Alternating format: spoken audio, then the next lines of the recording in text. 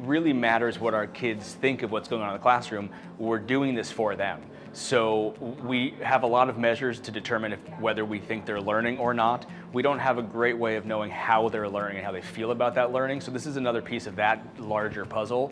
There's just a whole slew of aspects that we don't have a great way to assess without a tool like this. It was very enlightening to learn about my strengths and weaknesses and how those varied from what I expected.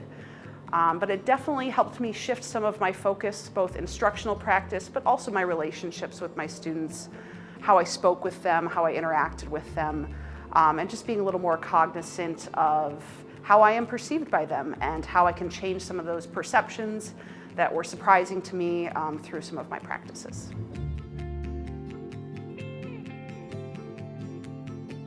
She cares about what we think because she's a good teacher and she wants to know how we feel and how she can help us.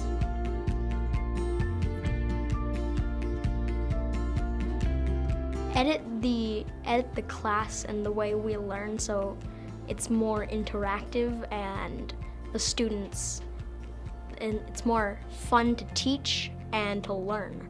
If you ask kids, they're gonna give you the real story in a very candid way about what's going on in the classroom. And so having that feedback is great, and then using that to then inform what areas you want to grow as an instructor.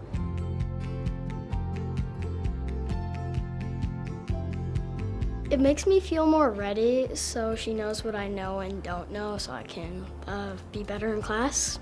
I absolutely believe that when we ask our kids opinions and we care what they say, then they do feel valued, they do feel cared for, and in turn they can care for others. I think that ends up being a system where we all look out for one another, we help each other when we don't understand a problem in math. I think that there's nothing but good that can come from listening to what our students say. Their voice is very powerful. This data is for the teachers. If they choose to share it with me, that's outstanding. We can have those conversations. If they want to use it in their own way, that's okay too. So it's not an evaluative thing. It's not really my data. I don't own any of this. I'm just here to help parse through it and ask some questions if a teacher so chooses. We all have areas we need to improve on as teachers, and the students actually see more than what we think they see.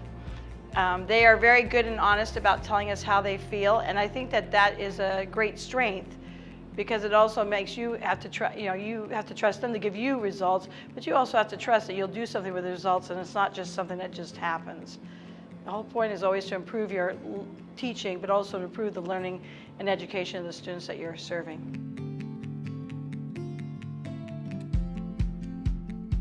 So then my teacher would see how we feel about what she does and how we accomplish specific tasks in our classroom. And also so then she can know what, our honest opinions about what she does and how she makes us feel. I want to grow and get better every year as a teacher, and that I'm using this feedback to improve.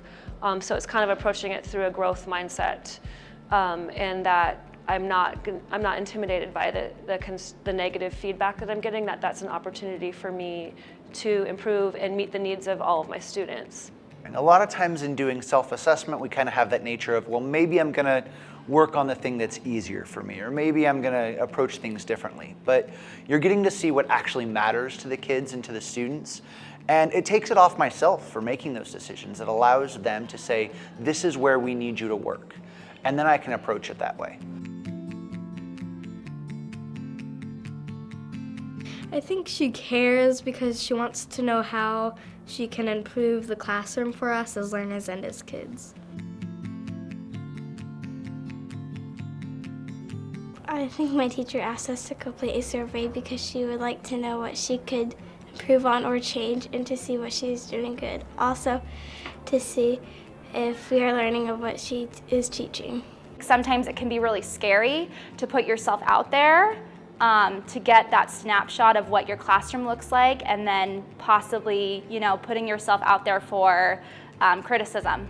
Reflection and the teacher taking that growth personally and seriously is what's going to make it really valuable, and this is another piece of that tool. I'm here to be someone to have these conversations, someone to ask the questions, to prompt some reflection, but I'm not going to use it as a hammer or a hatchet at all. It's not going to be valuable for anybody if it's used like that for anybody at all.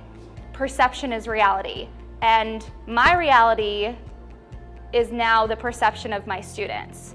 And so that, I have to take that into account. I have to take into account that my kids feel one way about this, and then what can I do to make a difference in my classroom so then I see growth there for me, and also my students feel like their voice has been heard.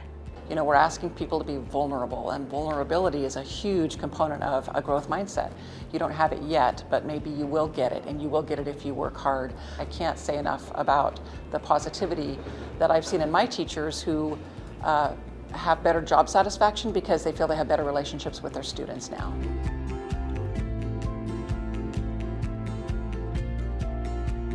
Well, it kind of makes me feel like good because she wants to make my school experience better, and that just makes me feel all around better because I want to get good grades and like I want to get a good job and go to college and, you know, just have a good life.